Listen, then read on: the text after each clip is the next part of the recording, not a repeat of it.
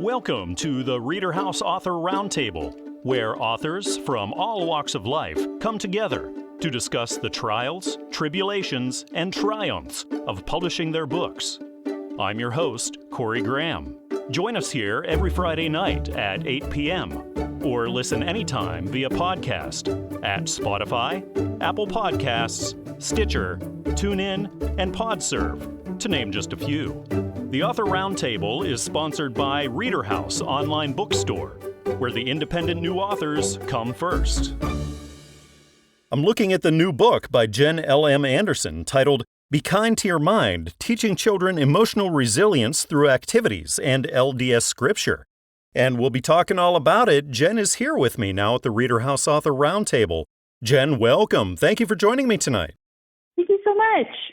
Jenn, can you tell me all about Be Kind to Your Mind? What can readers find here? Be Kind to Your Mind is written to help parents teach children some really important skills about emotional resilience. So there are things like, what do you do with big feelings? And what do you do if someone doesn't like you or if you fail? Talks about what to do with mistakes and being able to tell the difference between shame and guilt. So many things. So what was the story behind this, Jenn? What gave you the inspiration to write it? I teach this to parents and adults, and I realized that if we started children very young, we're not really taught a lot of emotional skills on purpose. Usually the things we learn is through what we watch our parents do, which is what they watch their parents do. And instead of intentionally teaching how to handle things, we just kind of accidentally pick things up or create defense mechanisms, way to cope that aren't the healthiest as we get older. But if we don't know those programs are there, they just keep going. So this is how I thought we need a way to go ahead and restructure and teach some really basic things when they're still young and see what kind of a difference it can make in their lives if they start out with some of the things we all wish we knew. Jenn, what does your writing background look like? Are you experienced in this, or is this all kind of a new thing for you?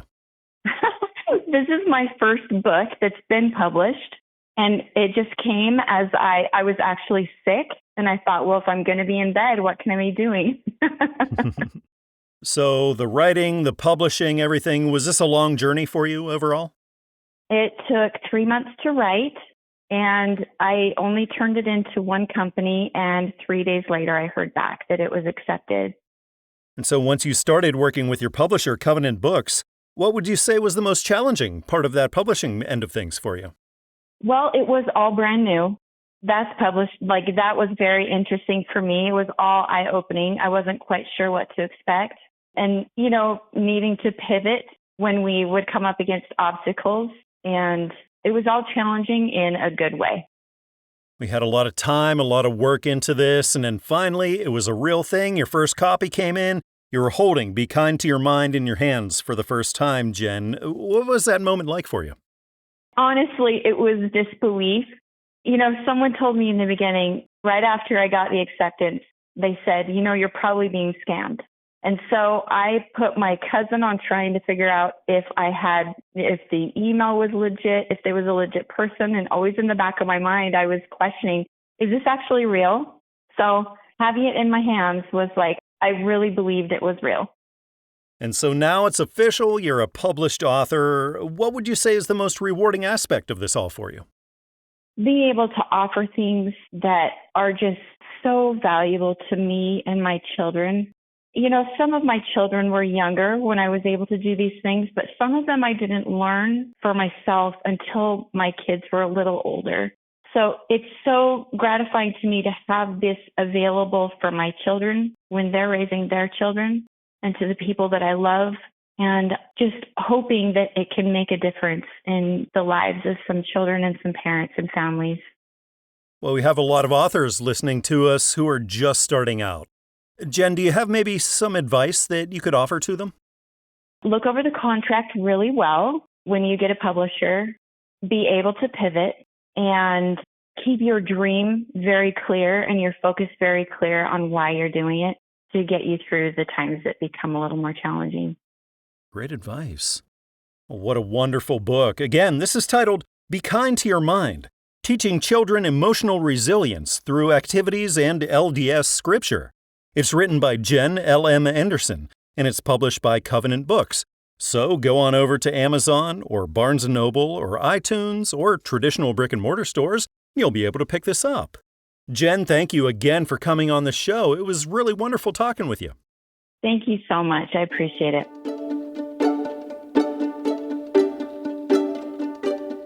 Joining me again right now here at the ReaderHouse Author Roundtable is author L Crager. Darren, welcome back to the show. It's great to be talking with you again.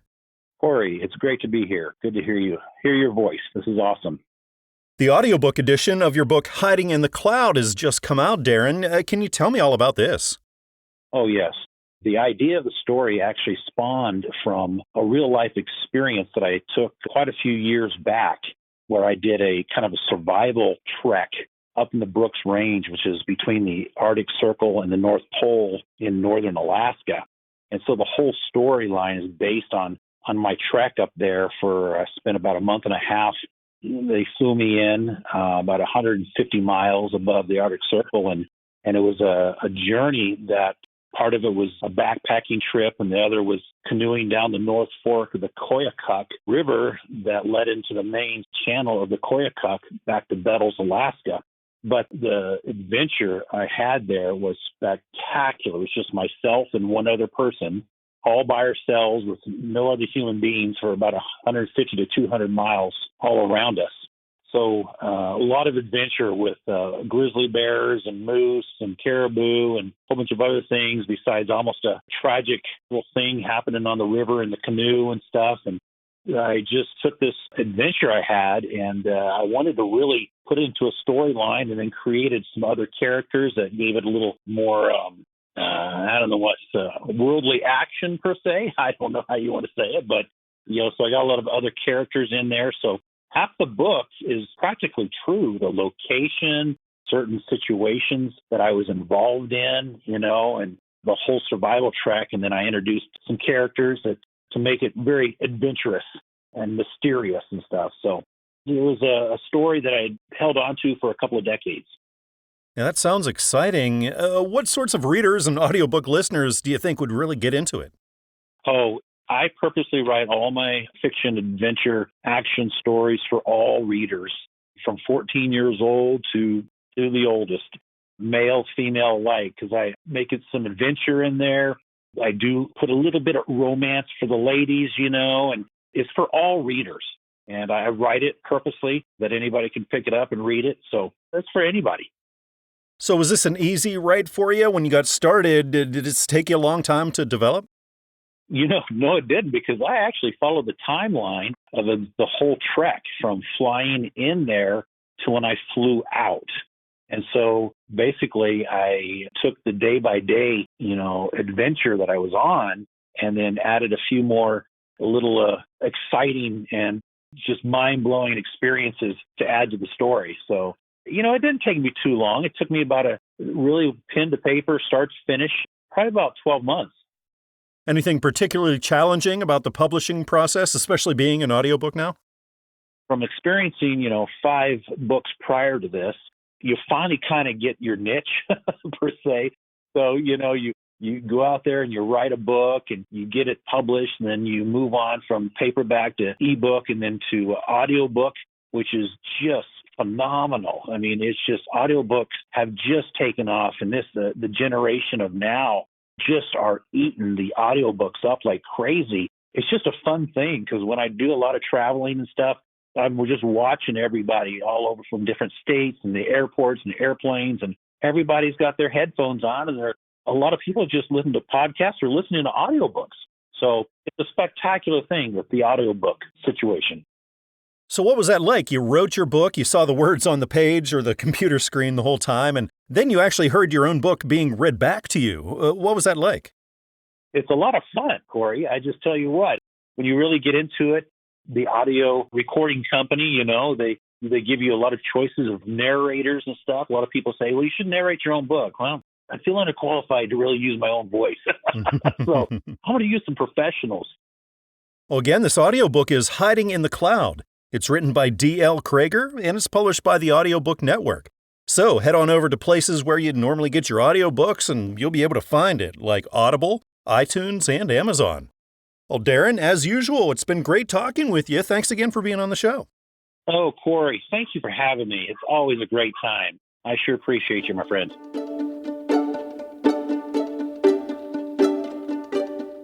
A Mother's Worst Fear. That's the new book by Cassandra Cohen, and it's a tale of love, loss, and the relentless fight for family. Cassandra is joining me here at the ReaderHouse Author Roundtable, and we'll be talking all about it. Cassandra, welcome. Thank you for joining me. Yes, thank you for having me. How are you doing? I'm doing fantastic, Cassandra. Thank you. Can you tell me all about A Mother's Worst Fear and what you've written about here? Her name is a woman, Elizabeth, that became a first-time mother for the first time in her life. And she and her fiancé, Dig, fell in love, and they had a child. But after they had a child, 3 days later, their son got abducted. So they went around the world to find money so they can get him back. Cassandra, what sorts of readers do you think would be really into this? I think sorts of readers, school kids will like to read this. I will say high school kids would love to read this, not middle school, but all kinds of adults. So how'd this all come about? What inspired you to get started writing it? I love writing, actually. I always wanted to be a writer when I was a kid. I just never told anybody until now. And so I wrote the book like a couple of years ago. So this is your first published one then? Yes, this is my first one. I wrote this when I was 21. Now I'm 26. So. Was this a long journey for you overall, the writing and publishing and everything? Yes, it has. I wrote it for about a whole year, and then I didn't publish it till like 4 years later. I just had it sitting on my desk until I did give it to the publisher, and it became a success. And I'm just like, wow, amazed and everything. So once you started working with your publisher, Christian Faith, what did you find the most challenging part about that publishing process for you? I will give them 5 stars. They were very helpful, hands-on with me. They were very direct with me. And if I had a problem or a situation, I can come to her. It was a good company. It was just very, very great communication as my processes was getting going on my book. And so once it was finally a real thing and you were holding the first copy of A Mother's Worst Fear in your hands, Cassandra, what was that moment like for you? I got the package and I waited for my mom and my family, and I opened it, and it was just an amazing feeling. Something I just made up in my head for months is down on paper, and I'm just looking at it, and it feels totally amazing. It's totally amazing, inspiring too.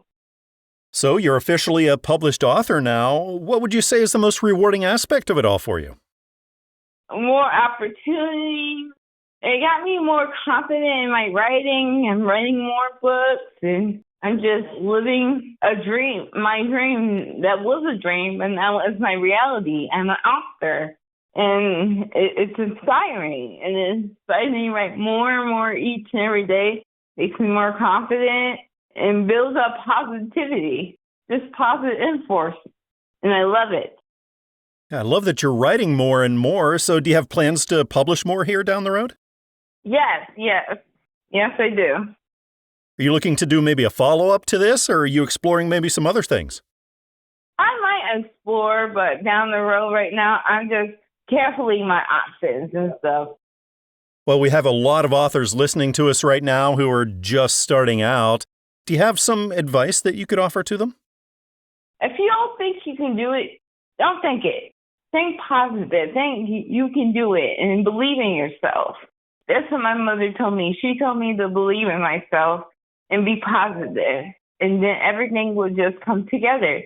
And because I took her advice, it did. So keep the negative thoughts and energy out and think positive. It will get done.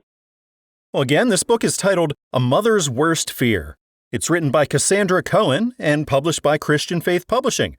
So head on over to Amazon or Barnes & Noble or iTunes or traditional brick-and-mortar stores. You'll be able to pick it up.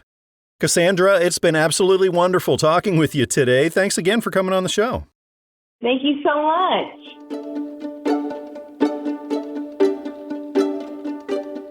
Sitting down with me right now here at the ReaderHouse Author Roundtable is author Michele Wilson. Michele, welcome to the show. Thanks for being here. Thanks for having me. Michele, you have a new book out titled The Adventures of Hat. Can you tell me all about what you've written here? It's a book about an actual hat. It's more in the person perspective of the hat is actually a being. And what kinds of readers do you think this would connect with the most? I think children for sure. Definitely a children's book, although it could probably be in any age, but definitely probably up to 9 years old probably. And can you tell me about the story that's in the book? It's about a hat that gets lost and tries to find its way home. So what does your writing background look like? Have you done this kind of thing before? I have not. So what was your inspiration behind getting started on this? My husband and I were driving home. He has a 1965 Volkswagen Beetle. We were driving home from Easter supper, and there was a hat on the side of the road, and I was like, oh, that poor hat. It's lost its owner. And it kind of went from there.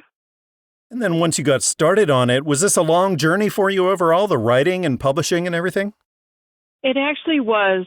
It'll be 3 years this Easter that it took. It took quite a while to get everything down because I would just write a little bit.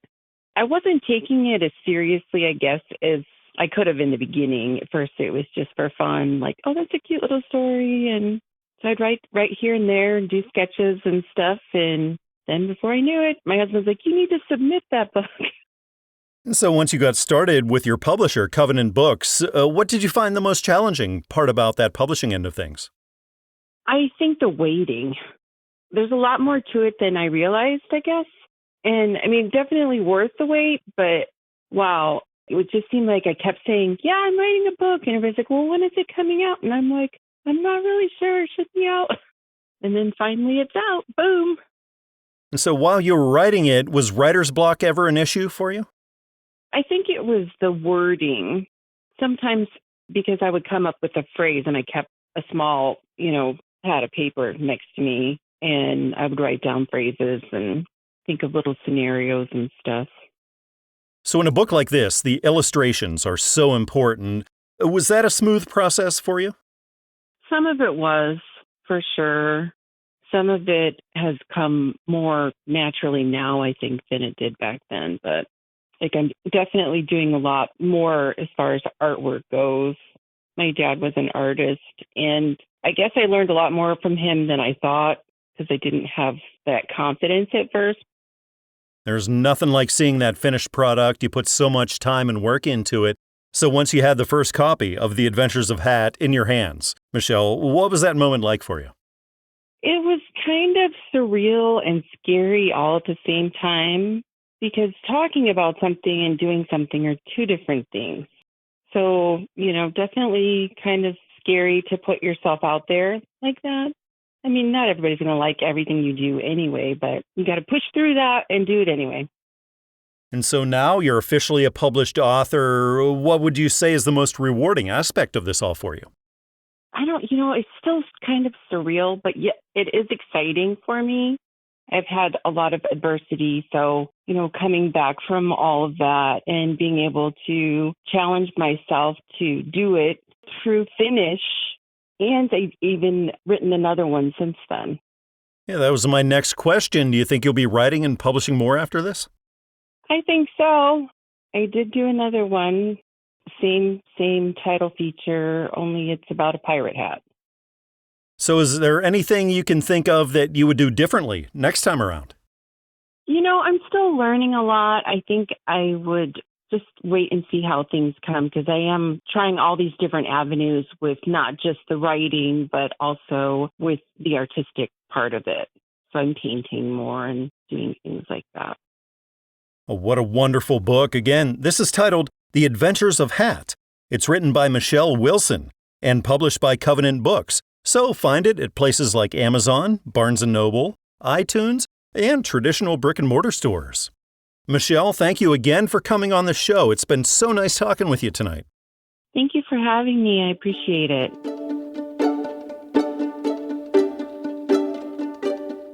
I'm looking at the new book by David Henry Niemann. It's titled My Best Friend Fred, The Real-Life Adventures of Fred and Uncle Dave. And this is a fantastic book, and David is here with me. We get to talk all about it. David, welcome. Thank you for joining me. Thank you for having me, Corey. David, can you tell me all about My Best Friend Fred and what readers are going to get into here? I hope they can laugh. I also hope that they might shed a few tears because we did have to put Fred asleep. Man, it was really hard, and it was like one of the hardest things I had to do, and it probably shouldn't be, but it was. The book is about me and my brother's dog, Fred. That's what makes this so special, that Fred wasn't even my dog. I was retired, or I am retired, and my brother Nick was still working, so I started picking Fred up little by little, and then I started picking him up more and more.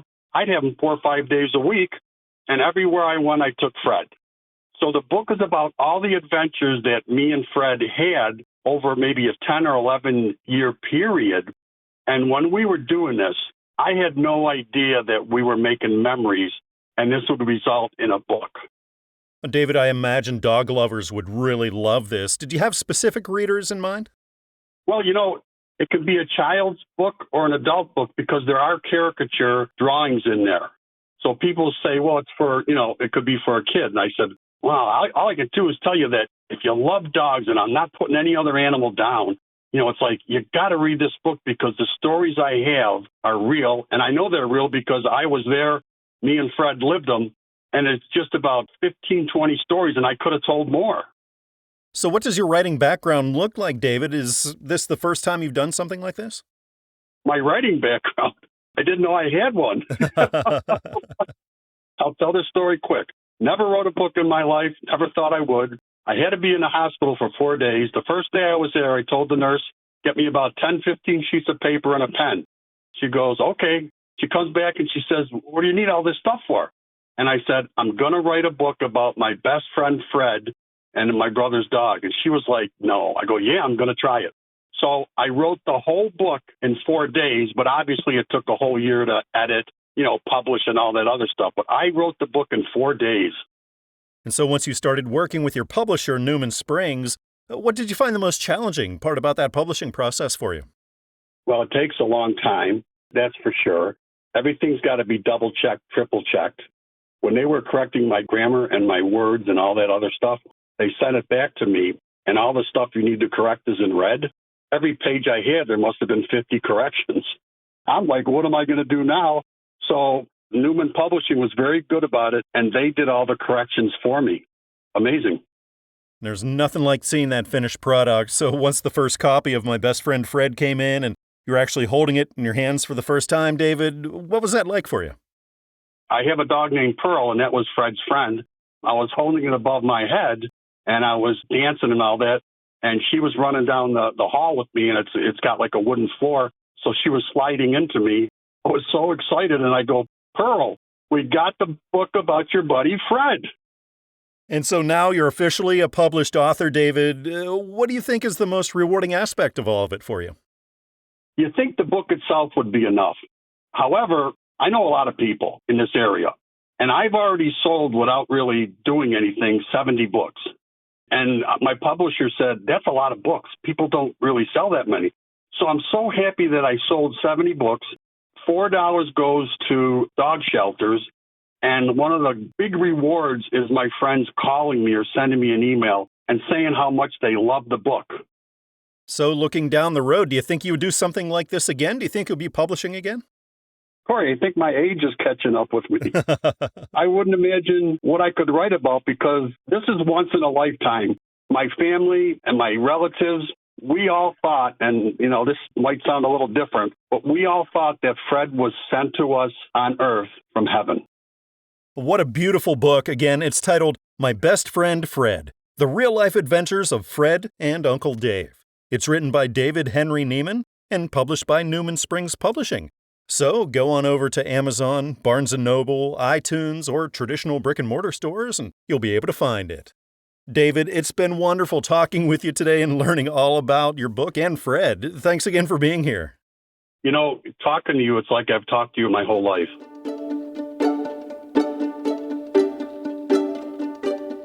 The new book by Sherry Medellin is a testimony of God's presence in the darkest of times. It's titled, Knock Knock, Who's There? It's Me, God. And Sherry is right here with me now. We're going to talk all about the book. Sherry, welcome. Thank you for joining me. Thank you. Sherry, can you tell me all about what you've written in Knock Knock, Who's There? It's Me, God.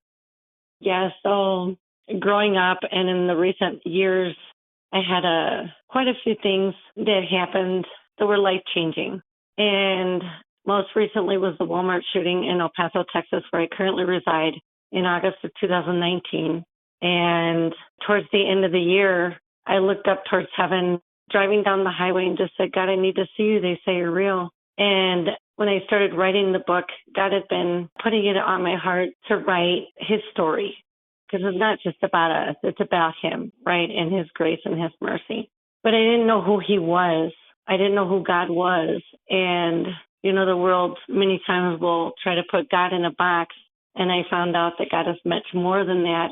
And I wanted to show the world that the perception of God is much different than what we think it is many times. And I had sat down to write. I had actually sat down to write, and my physical thought was, what am I going to write? And I stopped writing for about 6 months, and God pressed it on my heart again to write. So I bowed my head to pray, and God worked through me in that book. And so that's my testimony of God's love, grace, and mercy, and he's for everybody, But when you're going through trials and tribulations in life, you feel that you're alone in your struggle, and he's there through it all. And I want other people to know that. I want to show the world that God is great and he's out there. It's just a matter of stopping and recognizing that we are not what the world dictates what we are. We are what he says we are.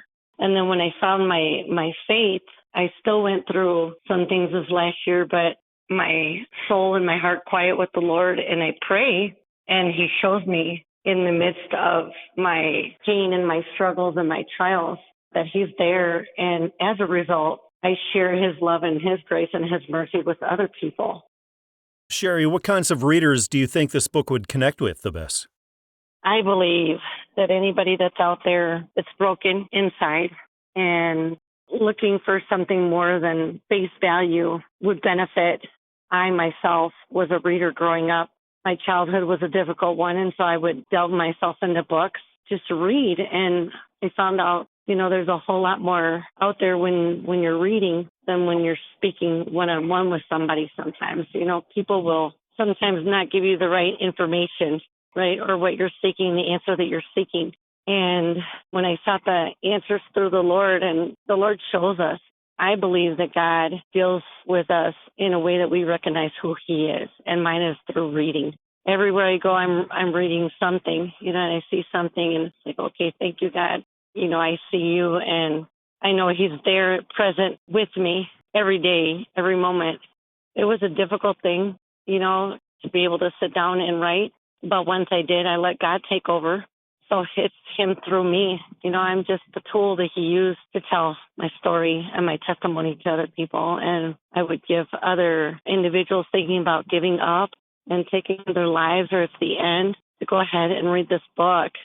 I get really emotional. The third paragraph actually says, as I sat down yesterday, July 13th, 2025, the new version that I had written on my laptop disappeared, and God took over. My book actually started in a very functional writing, and my thought was, well, if nobody hears what I have to say, how are they going to read what I write? June 8th last year, God put me in a women's conference, and the speaker of that women's conference said, there's a woman in here supposed to be writing her book, but her mind got in the way. The world will present that you give your life to God, and then everything is like a flower bed of roses, and it's not. When you're in obedience with God, there is an enemy. There's an unseen enemy, and he'll come at you any way to try and deter you from what God has called you to do. And I think a lot of readers are going to be moved by this book. Again, it's titled, Knock Knock, Who's There? It's Me, God. It's written by Sherry Medellin, and it's published by Christian Faith Publishing. So you can find it at places like Amazon, Barnes & Noble, iTunes, and traditional brick-and-mortar stores. Sherry, thank you so much for coming on the show and telling me all about your story. It's been nice talking with you. Thank you for having me today. Have a great day.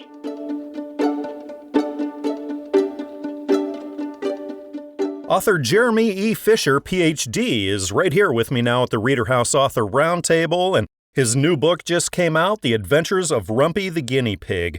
Jeremy, welcome to the show. Thank you for joining me. Yeah, thank you. I'm glad to be here. Jeremy, can you tell me all about what readers are going to get into whenever they open up The Adventures of Rumpy the Guinea Pig? Yeah, they're going to see a wonderful illustration of Rumpy the guinea pig and her friends and read about the various adventures that Rumpy gets into. Jeremy, what kinds of readers do you think this would connect with the most? You know, it's interesting. I've given out some of these books to friends and colleagues, and there's some that are very young and they're into the story and the pictures.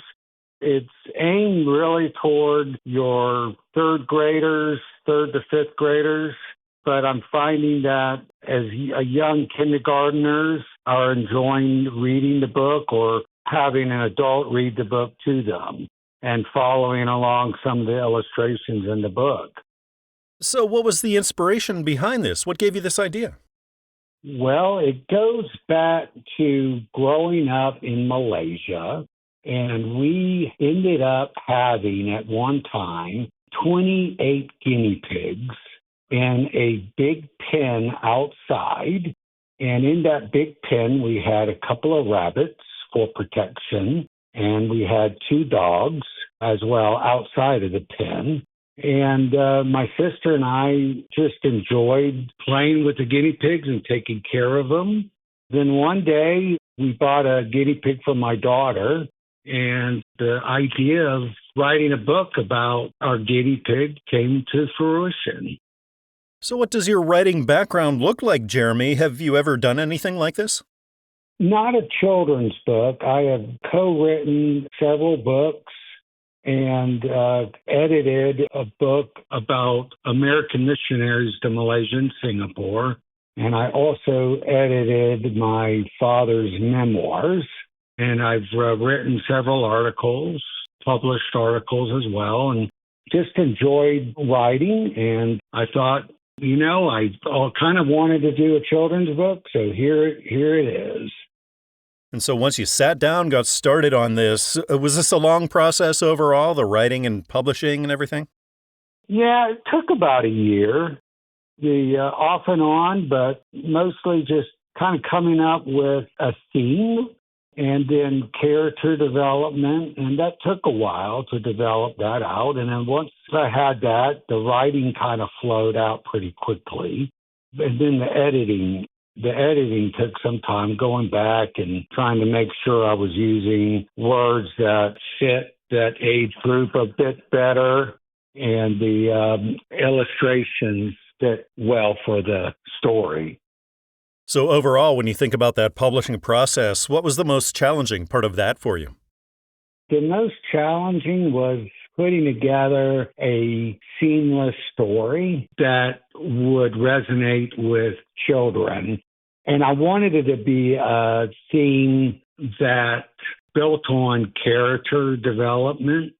That was probably the most challenging, was getting the ideas out on paper first. So looking ahead, do you see yourself writing and publishing more, do you think? Oh, yes, I do. I already have several ideas, another series on Rumpy, and then I've got a couple of other ideas out there as well on maybe more adult-focused books. Well, Jeremy, we have a lot of listeners who are authors just starting out. Do you maybe have some advice that you could toss out there for them? Sure. The first thing is dream big, or don't dream at all. Dream big, and don't worry about what other people say. It's what you believe in, and don't let anybody else tell you otherwise. Well, I think children and families are really going to love this book. Again, it's titled The Adventures of Rumpy the Guinea Pig. It's written by Jeremy E. Fisher, Ph.D., and published by Covenant Books. So pick it up at places like Amazon, Barnes & Noble, iTunes, and traditional brick-and-mortar stores. Jeremy, thank you again for coming on the show. It's been really great chatting with you tonight. Yeah, thank you very much. I really appreciate it.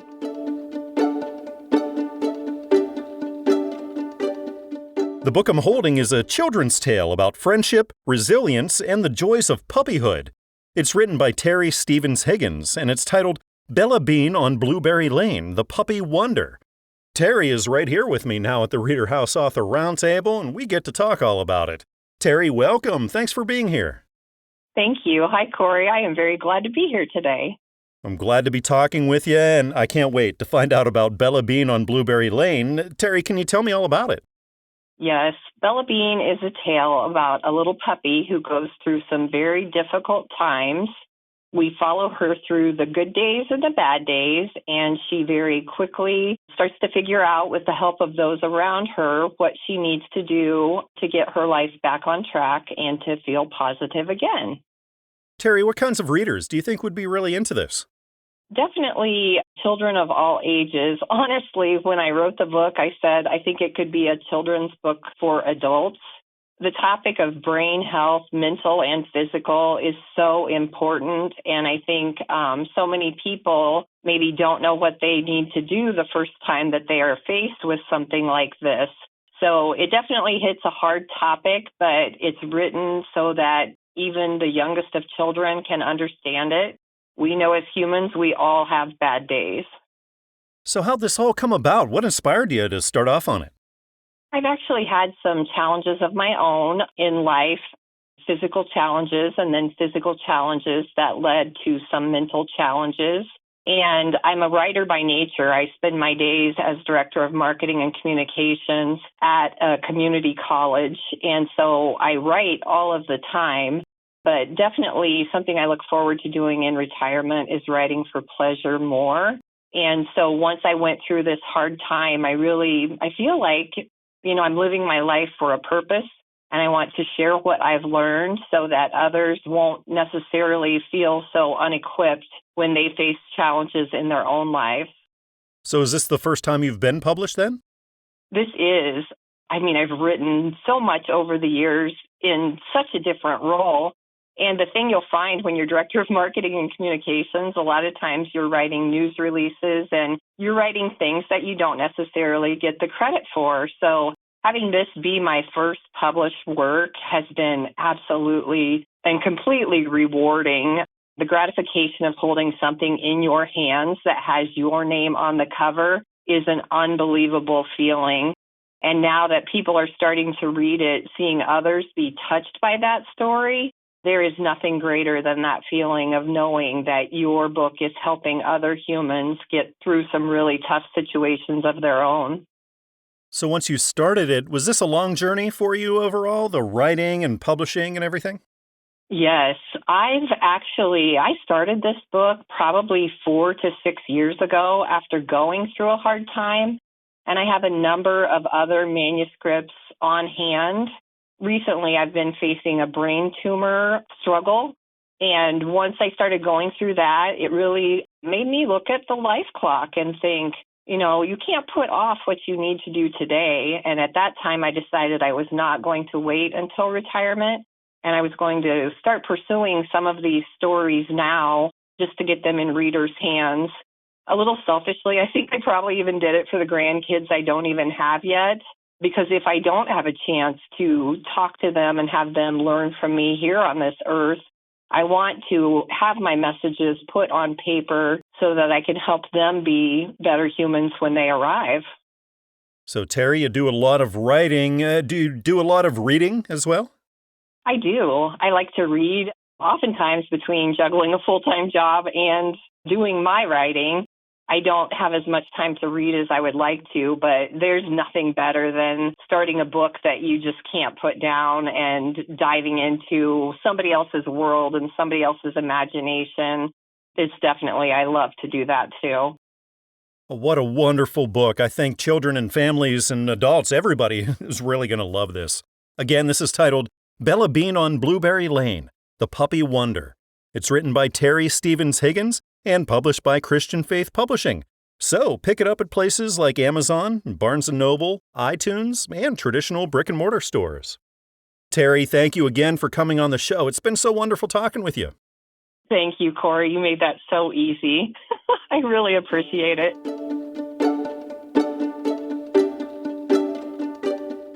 Joining me right now here at the ReaderHouse Author Roundtable is author Steve Skaleski. Steve, welcome to the show. I really appreciate you being here with me today. Thank you. I appreciate your call.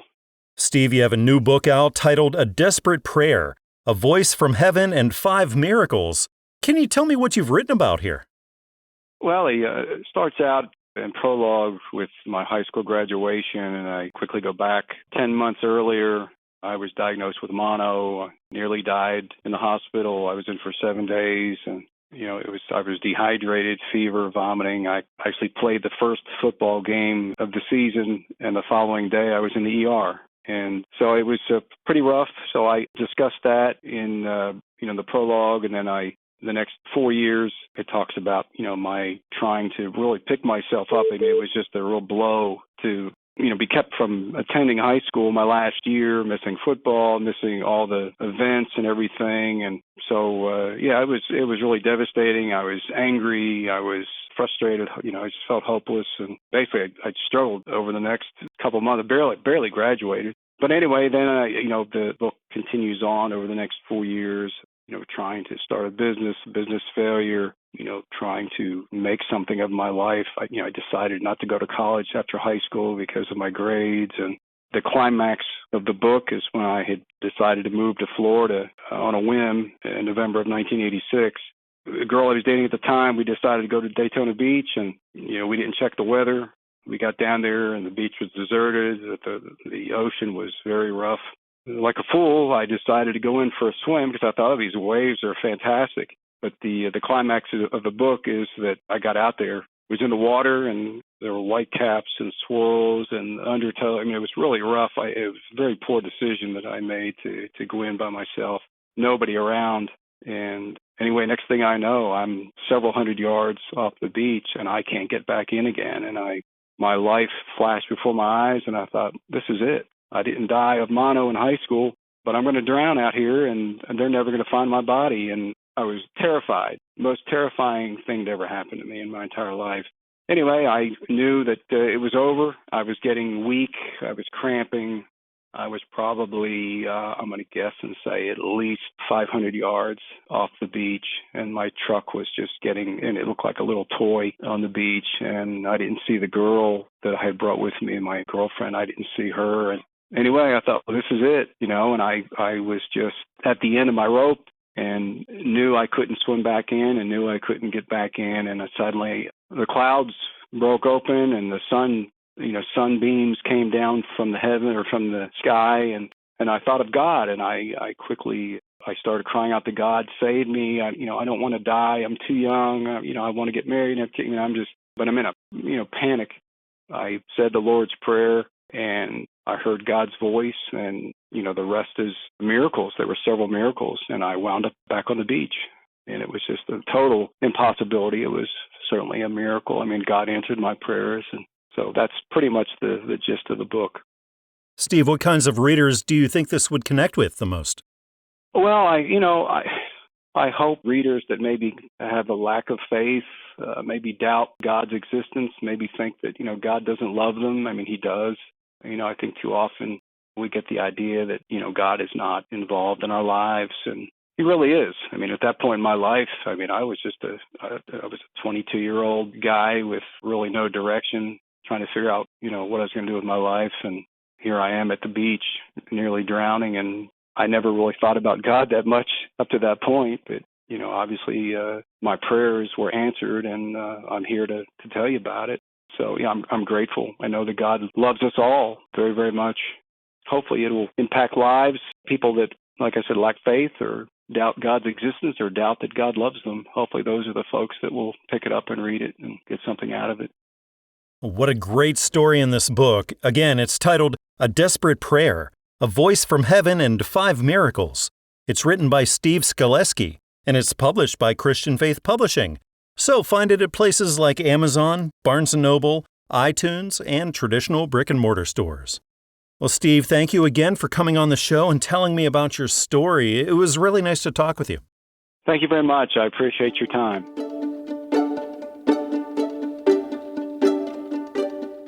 The new book by Natasha Campbell is titled Monet's Rainy Day. And that's what we're talking about right now here at the ReaderHouse Author Roundtable. Natasha is right here with me. Natasha, welcome. Thank you for joining me. Thank you for having me. Natasha, can you tell me all about Monet's Rainy Day and what you've written about here? Yeah, she's a 7-year-old girl. She's rambunctious. She's curious about everything. She receives a gift from her mother that she doesn't understand. So she's normally a little bratty, but she makes the best of it and finds uses for it. And she becomes thankful in the end. What kinds of readers do you think that this would be best for? Ages 5 to 8. So how'd this all come about, Natasha? What inspired you to write it? My own daughter, one day when I was out shopping and I found the same thing that's in the book, a little raincoat, an umbrella, a hat to match, and some rain boots. I brought it home to her, and she wore it every day. And it just inspired me because it was just so cute, and she really enjoyed it. She wore it for the whole summer. So what does your writing background look like, Natasha? Have you ever done anything like this before? Actually, Monet's Rainy Day is my third book. I've written my first book in 2017. It was called Frick or Feet, and it's about a little boy that couldn't say trick or treat. Instead of getting treats, he got feet. And this was in his dream, of course. So he got every kind of foot there was, and, it kind of made him upset. And then when he woke up, he made sure that he said it correctly, and then he was able to go on about his Halloween day. My second book is about Tom the Traveling Turkey. It's a Thanksgiving book, and it's about a turkey that's trying to escape getting eaten for Thanksgiving Day, and he goes to see all his friends in the different continents of the world. And it just talks about what happens in those different continents and how they express themselves and everything like that. So this is my third book, and this is my favorite book. So once you got started on it, was this a long process overall, the writing and publishing and everything? This one was a long process because it was my favorite. So it took a little bit longer. All the rest of them, I think I may have written in about 6 months or so. This one took about a year. And just because it's a rhyming book. It's my first rhyming book, and I love rhyming books. So I wanted to make sure that it flowed. So once you started working with your publisher, Christian Faith, what did you find to be the most challenging part about that publishing process for you? The most challenging for me were the corrections, because you want it to be right. And every time it came back to me, I was finding something different. Let me change this. So for me, it was the corrections, and that was on me. There's nothing like seeing that finished product, the thing you've been working so hard toward. So once Monet's Rainy Day was in your hands, it was a real thing. Natasha, what was that moment like for you? It was rewarding because this is something that I had wanted to do for a long time, and I kept putting it off and kept putting it off. And when you start, you get rejected. So that's a hit, and you keep getting rejected. And then finally, I was able to publish it. It got published. It was in my hands. It was on the internet. It was out at the bookstores. And it just felt really good. It was very rewarding. So looking ahead, do you think you have some more books in you? You think you'll be writing more? I do. I have a few in my bag. I like to write, period. So I'm writing kind of a novella, if you want to say. And then I like to write screenplays. I have a few of them. Well, we have a lot of listeners who are authors just starting out as well. Do you have any advice that you could offer to them? Yes, don't give up. You will get rejected time and time again. You just have to keep moving. Don't get sad about it because you can't make everybody happy. Everybody's not going to want to read what you like to write about. So you just keep it moving. Well, this sounds like a wonderful book. Again, it's titled Monet's Rainy Day. It's written by Natasha Campbell, and it's published by Christian Faith Publishing. So head on over to Amazon or Barnes & Noble or iTunes or traditional brick-and-mortar stores and you'll be able to pick this up. Natasha, thank you again for coming on the show. It's been really great talking with you. Thank you. It's been great talking with you too, and thank you for having me. We hope you enjoyed this edition of the ReaderHouse Author Roundtable, where authors from all walks of life come together to discuss the trials, tribulations, and triumphs of publishing their books. We hope to see you back here every Friday night at 8 p.m. or listen anytime via podcast at Spotify, Apple Podcasts, Stitcher, TuneIn, and PodServe, to name just a few. The Author Roundtable is sponsored by ReaderHouse Online Bookstore, where independent new authors come first.